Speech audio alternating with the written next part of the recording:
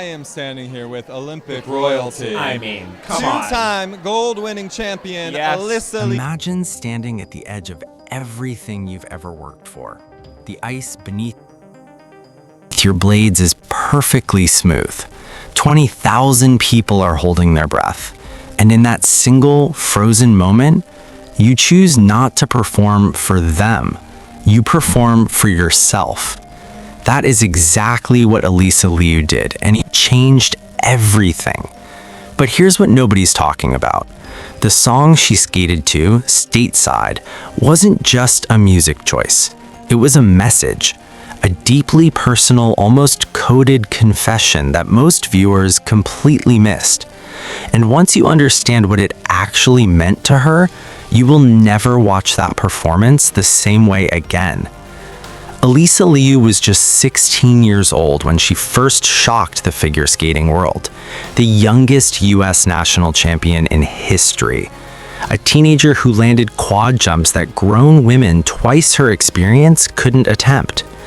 The media called her a prodigy. The skating world called her unstoppable. But behind the sequins and the standing ovations, Alysa was quietly carrying a story far more complex than any routine she ever choreographed.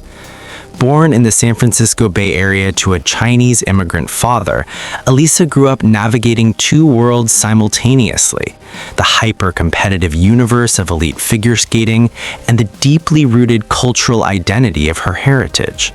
Her father, Arthur Liu, sacrificed everything to support her skating career, not just financially, emotionally, structurally. His entire life became a framework built around her dreams. And that kind of love, that kind of pressure, does something to a young athlete that no coach can fully prepare you for. Now pause here for a second, because this is where the story gets interesting. When Alysa first heard Stateside, a song that carries with it themes of longing, belonging, and the complicated feeling of being caught between two places at once, something clicked.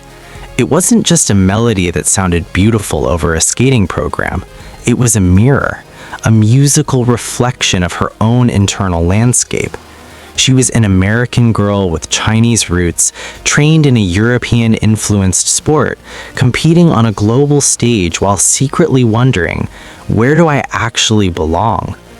That question drove everything about her Olympic journey, and it showed up in every single edge, every single jump, every single breath she took on that ice. Now here's the part of this story that the mainstream coverage completely glossed over.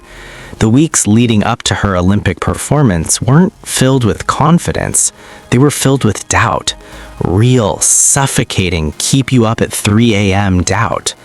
There were moments when the technical demands of her program felt impossible. There were moments when the weight of representing a nation and simultaneously being scrutinized for her Chinese heritage in an era of political tension felt genuinely unbearable. She was a 20-year-old woman being asked to carry the symbolic weight of geopolitics on blades thinner than your finger. And yet, she showed up. What happened next is the kind of thing that sports documentaries are made of. When Alysa stepped onto that Olympic ice and the first notes of Stateside began to echo through the arena, something visibly shifted in her body language. Coaches who've studied elite athletes for decades describe it as the moment when a competitor stops trying to win and starts trying to express. The difference is almost imperceptible to the casual viewer, but to anyone who understands athletic psychology, it is everything. It is the difference between a performance that scores well and a performance that stops time. The audience felt it, the judges felt it, the internet felt it, because within hours, clips of her routine were flooding social media, racking up millions of views, igniting debates, inspiring think pieces, and reducing complete strangers to tears in their living rooms. Not because the technical execution was flawless, though it nearly was, but because it was real, raw, human in a way that elite competition almost never allows. But here's the open loop you need to sit with for a moment. Why Stateside specifically? Why that song? Because when you dig into the literal meaning of that word, stateside, it refers to being in or returning to the United States. It's a word soaked in military history, in the longing of people far from home wishing they could come back. And for Alysa Liu, a young woman whose father immigrated from China to build a life in America, whose very existence is a story of displacement and belonging, skating to a song called Stateside wasn't subtle, it was a declaration. She was saying, "This is my home. This is my story, and I am not going to shrink it to make anyone more comfortable." The psychological impact of that choice rippled through every element of her choreography. The way she held her arms during the slow sections, not in the rigid, technically prescribed positions you see from skaters playing it safe, but in a loose, almost conversational openness, as if she were embracing something invisible. The way her face told the story of someone who had finally stopped running from a question and started living inside the answer. Figure skating coaches use a term called performance quality. It sounds clinical. It is anything but. Performance quality is that undefinable electricity that separates a routine from an experience. Most elite athletes spend their entire careers technically proficient but emotionally guarded on the ice. Alysa Liu, in those 4 minutes and 20 seconds, demonstrated something that cannot be taught in any training facility in the world. She demonstrated vulnerability as a competitive weapon. And the numbers backed it up. Her program component scores, the artistic marks, were among the highest awarded at those games. Not because she followed the formula, but because she broke it. There is a business lesson buried inside this moment that goes far beyond sports, and it's worth sitting with. In an attention economy where everyone is competing for the same eyeballs, the same clicks, the same 15 seconds of relevance, the performers who break through are never the ones who are technically perfect. They are the ones who are authentically present. Alysa Liu didn't go viral because she landed every jump. She went viral because the audience could feel that she meant every single movement. Her coach later revealed in an interview that during the warm-up, Alysa had said something remarkably simple.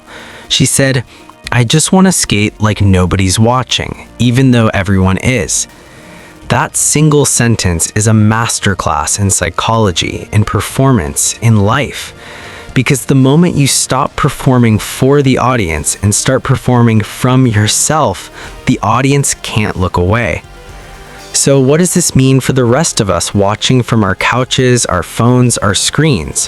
What is the actual takeaway from a 20-year-old figure skater in a 4-minute routine to a song about belonging? It's this. The world does not remember technically correct. The world remembers truthful. Alysa Liu gave us truth on that ice, wrapped in sequins and set to music and executed on blades moving at 40 kilometers per hour, but truth nonetheless.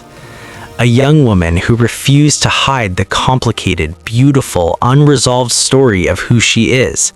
And in doing so, she reminded an entire planet watching through screens and stadium lights that the most powerful thing any of us can do, in sports, in business, in life, is to show up fully as ourselves, even when, especially when, the stakes are highest.